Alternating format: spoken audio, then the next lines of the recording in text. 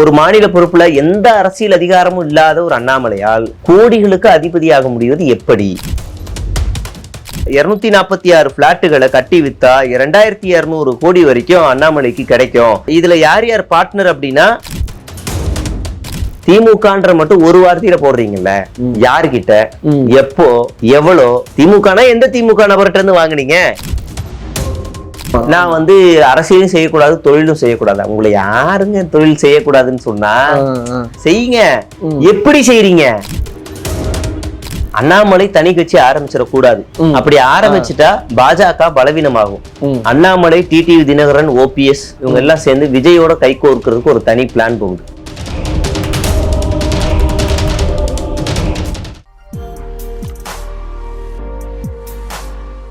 Accord voice நேயர்களுக்கு வணக்கம். இன்னைக்கு நம்ம கூட டிஎன் ட்ரோல் மீடியா ஜேகுவாரே தான் இணைஞ்சிருக்காரு. ஸோ அவர்கிட்ட சமீபத்திய அரசியல் பத்தி பேச போறோம். பிரதர் வணக்கம். வணக்கம் பிரதர், எப்படி இருக்கீங்க? சூப்பர். நீங்க?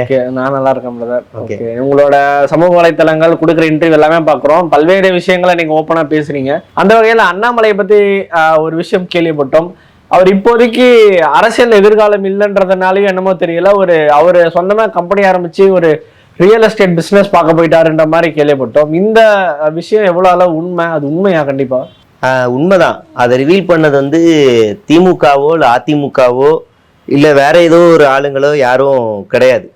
அவருக்கு எதிரானவர்ல யாரும் கிடையாது. அவர் இருக்கிற கட்சி ஆளுங்க தான் அதை ரிவீல் பண்றாங்க. ஃபர்ஸ்ட் கல்யாணராமன் சொல்லிட்டு ஒரு ஆளு, பாஜகவோட அபிமானி, ரொம்ப தீவிரமான ஆளு. இன்னொன்னு கிஷோர் கேஸ்வாமி, அவர் இதுக்கு முன்னாடி பாஜகவுல ஆதரவாளராக இருந்தாரு. அண்ணாமலையோட மிகப்பெரிய விசுவாசியாவும் இருந்தவர். இப்ப அவர் அதிமுகவோட ஸ்டாண்ட் எடுத்து அதுல இருக்காரு அவரு. அப்ப இந்த ஸ்டேட்மெண்ட்டை ஃபர்ஸ்ட் ரிவீல் பண்றதே கல்யாணராமன் தான். கல்யாணராமன் அவர் என்ன சொல்றாருன்னா, இந்த மாதிரி வந்து அண்ணாமலை கர்நாடகாவில் இந்த ஏரியாவில் இந்த அப்பார்ட்மெண்ட் கட்டுற பிசினஸை தொடங்கி இருக்கிறாரு. அவர் கட்டி முடிச்சு ஒரு அபார்ட்மெண்ட்டை விற்கணும் அப்படின்னா குறைந்தபட்ச விலை 9 கோடி. மொத்த அவர் எத்தனை அபார்ட்மெண்ட்டுகளை விற்க போறாருன்னா 234 அபார்ட்மெண்ட்களை விற்க போறாரு. மொத்தமா அவருக்கு எவ்வளவு கிடைக்கும் அப்படின்னா தோராயமா 2230 கோடி வரைக்கும் அண்ணாமலை அதிபதியாக போறாரு. இவ்வளவு கோடிகளுக்கு எப்படி இது அப்படின்னு நம்ம சும்மா பொத்தாம்பதுவா நம்ம யார் மேல வேணாலும் குற்றச்சாட்டுகளை வச்சிடலாம். ஆனா அப்படி அவர் டேட்டாவோடவே அவர் வெளியிடுறாரு. சொந்த கட்சியே எதிரியா இருந்து வெளியிடுறாரு. நான் அதை உங்களுக்கு படிச்சு காட்டுறேன். தம்பி அண்ணாமலை வந்து அவர் போட்ட ட்வீட். தம்பி அண்ணாமலை திமுகவிடமிருந்து தானமாக பெற்ற பணத்தில் வாங்கிய நிலங்களில் தற்போது விற்பனைக்கு வருகின்ற ஒவ்வொன்றும் 7200 சதுர அடி, எல்லாமே பணக்காரர்களுக்கான வீடுகள். திமுக இருந்து வாங்கினாருன்னு ஒரு பாயிண்ட் அந்த இடத்துல வைக்கிறாரு. நான் பின்னாடி அதுக்கு நான் சொல்றேன். தம்பி வீடாகத்தான் கட்டி கொடுப்பாரு. அதனால அவருக்கு வந்து இது வந்து தொகை வந்து 9 கோடி மதிப்பாகும் ஒரு வீடு. நான் ஏற்கனவே உங்களுக்கு சொன்னதுதான். மொத்தமா அப்படி வித்தோம்னா 246 அபார்ட்மெண்ட்டுகள் இருக்கான். அது எல்லாமே யார் எந்த நிறுவனத்துல அண்ணாமலை முதற்கொண்டு அந்த டீட்டெயில வெளியிடுறாரு. LM14 வெஞ்சர்ஸ் LLB நிறுவனம் மூலியமா தான் இதை வெளியிடுறாரு. இதுல யார் யார் பார்ட்னர் அப்படின்னா அண்ணாமலையினுடைய மனைவியின் சகோதரரும் ஒரு பார்ட்னர். அது மட்டும் இல்லாம அவர் கூடவே இருக்கிற ஒரு நபர் கிரண் விஸ்வநாத். இந்த 3 பேர் தான் இந்த LM14 வெஞ்சர்ஸ் LLBக்கு பார்ட்னரா இருக்கிறாங்க. இதுல வந்து அவருடைய மச்சான் கார்த்திக் விக்னேஷ் இருக்கார் இல்லையா, அவரு சுவாமிநாதன், அண்ணாமலை. இந்த கார்த்திக் விக்னேஷன் சாமிநாதன் வந்து இவர் யாருன்னா அகிலா சுவாமிநாதனுடைய தம்பி. அகிலா யாருன்னா அண்ணாமலையோட ஒய்ஃப். இவரு சிக்னமங்களூர் மாவட்டத்துல காவல்துறை கண்காணிப்பாளராக இருக்கும் போதே 100க்கும் மேற்பட்ட லாரிகள் வைத்து அங்கு தொழில் செய்த பெருமை கார்த்திக் விக்னேஷருக்கு உண்டு. எல்லாம் அக்கா கணவரின் தொழில் அதிபர்களை மிரட்டி வாங்கிய டிரான்ஸ்போர்ட் அப்படின்னு அந்த டீட்டெயிலும் சொல்றாரு. எவ்வளவு லாரி வச்சிருந்தாரு, எந்த ஏரியால வச்சிருந்தாரு, எந்த இயர்ல வச்சிருந்தாரு முதற்கொண்டு சொல்றாரு. மறுபடியும் சிக்லமங்கூருக்கு வந்துருவோம். LM14 வெஞ்சர்ஸ் LLBல 246 பிளாட்டுகளை கட்டி வித்தா 2200 கோடி வரைக்கும் அண்ணாமலைக்கு கிடைக்கும். அதை வந்து வெறும் நிலமா மட்டுமே வித்தா 620 கோடி வரைக்கும் போகுது. இந்த தம்பியை நினைத்தா அந்த அண்ணாமலை படம் தான் நினைவுக்கு வருது. அதிலும் ரஜினி அண்ணாமலை பால் வித்து பெரிய கோடீஸ்வரன் ஆவாரு அப்படின்னு இவரு சொல்றாரு. இதுல ஒரு முக்கியமான விஷயம் என்னன்னா, இவ்வளவு டீட்டெயில் போடுறாரு. வார்த்தையை மட்டும் என்ன தெளிவா போடுறாருன்னா, இது திமுக வாங்கின காசு. சரிங்க, மத்ததெல்லாம் இதுல பார்ட்னர் யாரு, தம்பி, மச்சான், அப்புறம் எத்தனை லாரி, ரெண்ட் எவ்வளோ, எந்த இடம் எல்லாம் மென்ஷன் பண்றீங்க.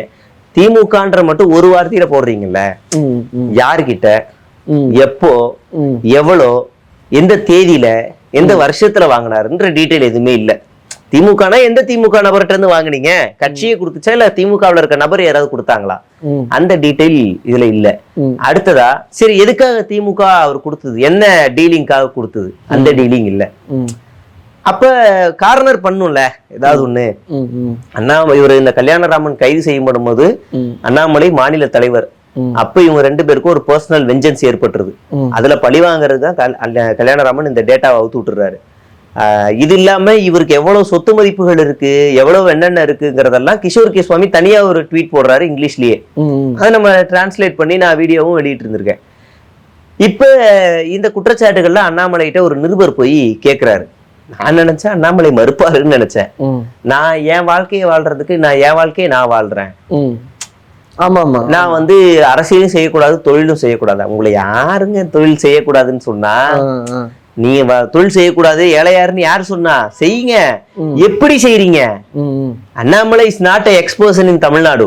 எக்ஸ்னா சாதாரண ஒரு நபர் இல்ல, ஒரு முட்டு சந்துக்குள்ள வாழ்ந்துகிட்டு இருக்கிற சாதாரண நபர் இல்ல, வெரி ஃபெமிலியரான ஒரு ஆளு, பொலிட்டீஷியன் ஆளு, ஒரு தேசிய கட்சியினுடைய மாநில தலைவரா இருந்திருக்கீங்க, 2 தேர்தல்ல போட்டிட்டு இருக்கீங்க. அப்பனா நீங்க வந்து ஒரு பிரதிநிதியா தான் நான் உங்களை பார்க்க முடியும், அறியப்பட்ட முகமா. அப்பனா உங்களுக்கு ஏது காசு? அது மட்டும் இல்ல, இதே அண்ணாமலை தன்னுடைய வாயில இருந்து என்கிட்ட காசு இல்ல, வாடகை பிச்சை எடுத்து தான் கொடுக்குறேன், மாசம் 7 லட்சம் என் நண்பர்கள் தராங்க, இருந்த காசெல்லாம் அரவங்குறிச்சியில செலவு பண்ணிட்டேன், இப்படி எல்லாம் ஸ்டேட்மெண்ட் கொடுத்தவர் தானே. சரி, இந்த ஒரு பிசினஸ் தான் உங்களுடைய ஒரு பிசினஸா அப்படின்னு கேட்டா, 1 மாசத்துக்கு முன்னாடி இதே பாஜகவோட அபிமானியா இருக்க மாரிதாஸும் ரிவீல் பண்றாரு. என்ன பண்றாரு மாரிதாஸ்? என்ன சொல்றாருன்னா, கோயம்புத்தூர்ல 80 கோடி ரூபாய் நிலத்தை வெறும் 5 கோடி ரூபாய்க்கு கிரயம் பண்ணிருக்காரு, அவருடைய பேருக்கு மாத்தி இருக்காரு அப்படின்னு ஒரு ஸ்டேட்மெண்ட் கொடுக்குறாரு. இதுக்கும் அண்ணாமலை மறுக்கல. அப்ப அவர் என்ன சொல்றாருன்னா, ஆமா வாங்கினேன், எப்படி வாங்கினேன், கொஞ்சம் காசு சேர்த்து வச்சிருந்தேன், என் மனைவியோட இது மூலியமாவும் சேர்த்து வச்சு லோன் போட்டு வாங்கினேன் அப்படின்னா. எனக்கு தெரிஞ்சு தமிழ்நாட்டுல இல்ல, இந்தியாவிலயும் சரி உலகத்திலயும் சரி, வேலை வெட்டி இல்லாதவருக்கு ஒரு பினான்ஸோ ஒரு நிறுவனமோ லோன் தராது. நீங்க ஒரு லேண்ட் வாங்க போற அப்படின்னா கூட, வேற ஏதாவது ஒரு பத்திரத்தை கொடுத்து வாங்கினா கூட, சரி உங்களுக்கு ஏதாவது இன்கம் சர்டிபிகேட் கொடுங்கன்னு கேட்கும். எந்த இன்கம் சர்டிபிகேட்ல எந்த பேங்க் இவருக்கு லோன் கொடுத்துச்சு? எனக்கு ஆச்சரியமா இருக்கு.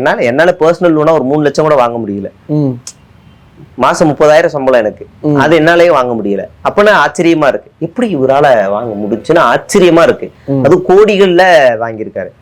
அதுவே லோன்ல வாங்கினாரு அப்படின்னா அதை விட பல மடங்கு அதிகம். ஒரு அபார்ட்மெண்ட், அதாவது வெறும் 5 கோடி தான், இது 9 கோடி ஒரு அபார்ட்மெண்ட், அதுவும் 246 கோடி தான். How it's possible? கற்பனைக்கு எட்டாத ஒரு பணம்ல. அப்ப கேட்டா நான் வந்து பிச்சை தான் எடுக்கணும். இப்படி ஊழல் பண்றதுக்கு பிச்சை எடுக்கிறது எவ்வளவு கௌரவமான தொழில்ல, அது ஓப்பனாவே கேட்கலாம்ல. அதுதான் இன்னைக்கு நடக்குது. பாஜகவுல இருக்கிற யாருமே யோகியஸ்தர்கள் இல்ல. அதுக்கு அண்ணாமலை ஒரு பெஸ்ட் எக்ஸாம்பிள். நான் வந்து நான் ஒரு இளைஞன், நான் ஒரு பெரிய மாற்றத்தை கொண்டு வர போறேன்னு எண் மக்கள்னு போனது எல்லாமே எங்கெல்லாம் லேண்ட் இருக்கோ போய் தூக்குறதுக்காக தான் போயிருக்காருன்னு இப்ப தெரியுது நமக்கு. அதுதான் உண்மை, நம்ம சொல்லல, அந்த கட்சிக்காரர் சொல்றாங்க. ஓகே, இப்ப இது மூலமா என்ன நம்ம ஊர்ஜிதப்படுத்திக்கலாம்? இப்ப இது மூலமா இப்ப ரீசெண்டா கோவா போனாரு, அங்க ஏதாவது ப்ராஜெக்ட் போக வாய்ப்பு இருக்கா? அவரோட உண்மை முகம் இதுக்கப்புறம் என்ன செய்ய போறாரு? அண்ணாமலையை காலி பண்றதுக்கு ஒரே ஒரு காரணம் தான், அண்ணாமலை தனி கட்சி ஆரம்பிச்சிடக்கூடாது. அப்படி ஆரம்பிச்சுட்டா பாஜக பலவீனமாகும். அண்ணாமலை ஆரம்பிச்சுட்டா பாஜகவில் இருக்க பெருவாரியான ஓட்டு அண்ணாமலை பக்கம் போகும். அண்ணாமலை, டிடிவி தினகரன், ஓபிஎஸ் இவங்க எல்லாம் சேர்ந்து, பாமக இவங்க எல்லாம் சேர்ந்து விஜயோட கை கோர்க்கிறதுக்கு ஒரு தனி பிளான் போகுது. அப்படி நீ போயிட்டனா எங்க கட்சிக்கு பலவீனம் போயிடும். அதனால நீ எப்பெல்லாம் உங்க தலை தூக்குதோ அப்பெல்லாம் நாங்க வெட்டுவோம் அப்படிங்கிற தியரிய பாஜக ஃபாலோ பண்ணுது. முன்னாடி என்ன செஞ்சாருன்னா, அண்ணாமலையோட ரசிகர் மன்றம் உருவாகியது அப்படின்னு சொன்ன உடனேயே டக்குன்னு 80 கோடி நேரத்தை 5 கோடிக்கு வாங்கினாங்கன்னு மாரிதாஸ் ரிலீஸ் பண்றாரு. இப்ப கோவால போய் அயன்மேன்ற ஒரு பட்டம் வாங்குறாரு, சைக்கிள்ல போறாரு, இதெல்லாம் போறாரு. அப்படி போயிட்டு வரும்போதே மோடி வாழ்த்து சொல்றாரு. மோடியே வாழ்த்து சொல்லிட்டாருன்னா இவன் அடுத்து ஏதாவது எக்ஸ்ட்ரா ஏதாவது எக்ஸ்ட்ரீம் போயிடுவாரு, கட்சி வேலையை ஆரம்பிச்சிருவாருன்னு டக்குன்னு இந்த ஊழல், அவர் பண்ண ஒரு ஊழல எக்ஸ்போஸ் பண்றாங்க. இப்ப அவர் அடுத்த அபிஷியலா சொன்னார்னா, அண்ணாமலை செஞ்சிருக்க 6 துறை ஊழல் கூட இவரும் தொடர்பு இருக்குன்னு கூட வரலாம், ஆச்சரியப்படுறதுக்கு இல்ல, வரலாம்.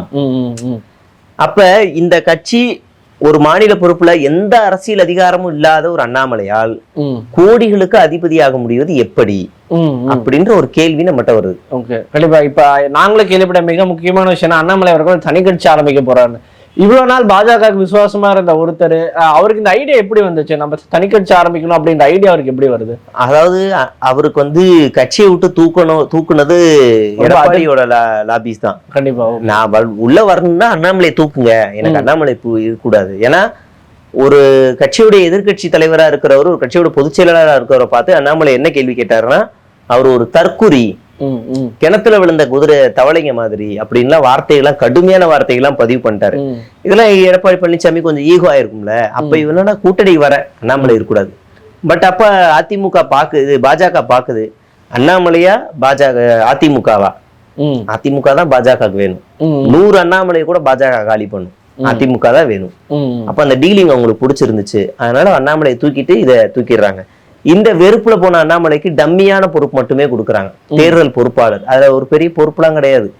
அவர் சும்மா போய் எல்லா ஸ்டேட்ல போய் வியூகம் வகுத்து கொடுக்கணும், பெரிய அதிகாரம் அங்கெல்லாம் கிடையாது. கட்சியை விட்டு நீக்கிற அதிகாரம், சேர்க்கிற அதிகாரம், இது யார்கிட்ட இருக்கோ அவங்களுக்கு தான் செல்வாக்கு அதிகம். இப்ப அண்ணாமலை தானே மாநிலத்துல ஏதாவது ஒண்ணா கட்சியை விட்டு நீக்குவாரு. அப்ப அந்த அதிகாரமே அவர்கிட்ட இல்லைன்னா மத்த டம்மியான பொறுப்பை கொடுத்தா அது வேலைக்கு ஆகாதுல்ல. அப்ப டம்மியான பொறுப்பு தான் கொடுக்குறாங்க. 2 ஸ்டேட்டுக்கு தேர்தல் அதிகாரிய பொறுப்பாளரா இவரை போட்டிருக்கிறாங்க. கோவாக்கு ஒன்னும், இன்னொன்னு வேற எதுக்கும் ஒண்ணு போட்டிருக்கிறாங்க. அப்ப அவருக்கு அது பிடிக்கல, விரும்பல அது. அதனாலதான் வெங்காயம் பதவியில எனக்கு வெங்காயம் உரிச்சா ஒண்ணுமே இருக்காதுன்னு கடுமையா வார்த்தையை சொல்லிட்டு போயிடுறாரு. ஒண்ணுமே இல்லாத பதவி என்கிட்ட கொடுக்குறாங்கன்றதுக்கு இதுதான் அர்த்தம். போ அப்படின்னு சொல்லிட்டு போயிடுறாரு. இப்ப எனக்கு அரசியல் அதிகாரமும் வேணும், ஒரு நான் ஃபேம் ஆகணும் அப்படின்னும் போதுதான் இவர் அரசியல் கட்சியை தொடங்கலாம் அப்படின்ற ஒரு மோட்டிவ்க்குள்ள வரும்போதுதான் பாஜகவுக்கு அது டிஸ்டர்ப் ஆகுது. அதனாலதான் இவர் எப்பெல்லாம் வெளியே வரணும்னு நினைக்கிறாரோ அப்பெல்லாம் அடிக்கிறாங்க. ஓகே, இதுதான் இப்ப நடந்துட்டு இருக்கு. ஆமா, இப்ப உங்களுக்கு தோணுதா அண்ணாமலை, டிடிவி, ஓபிஎஸ், விஜய், பாமக இவங்க எல்லாம் சேர வாய்ப்பு இருக்குன்னு தோணுதா? இப்போதைக்கு இல்ல. இப்ப என்ன சொல்றாங்கன்னா, விஜய் நான் தான் முதல்வர் வேட்பாளர்னு சொல்லிட்டாரு. ஒரு ஆப்டர் பொங்கலுக்கு அப்புறம் ஏதாவது நடக்க வாய்ப்பு இருக்கா? இவங்க எல்லாம் ஒன்னா சேர வாய்ப்பு இருக்கா? வாய்ப்பு இருக்கு. அவர் முத இந்த அதிமுகவோட கூட்டணி, என்டிஏ கூட்டணியில இருந்து அவர் முத ஒருத்தர் வெளியே அனுப்புறாருன்னா அது ஓபிஎஸ் தான் அனுப்புறாரு. ஓகே, அப்புறமா தான் டிடிவி தினகரன் வராரு. ஆனா ஓபிஎஸ் ஆல ஓப்பனா சொல்ல முடியல, நான் இந்தியா கூட்டணியில இனிமே இல்லைன்னு சொல்ல முடியல. கொஞ்சம் தயங்கி அப்படி இப்படின்னு பேசி அப்புறமா தான் சொல்றாரு. ஆனா டிடி தினகரன் ஓப்பனா சொல்லிடுறாரு, நான் எடப்பாடி பழனிசாமியை முதலமைச்சர் ஆகிறதுக்கா நான் கட்சி ஆரம்பிச்சேன், நான் அதுக்கெல்லாம் ஆரம்பிக்கல, நான் அதெல்லாம் முடியாதுன்னு அவர் கிளம்பிடுறாரு. இப்ப தாவேகாவுடைய ஸ்போக் பர்சனாவே டிடி தினகரன் மாறிடுறாரு.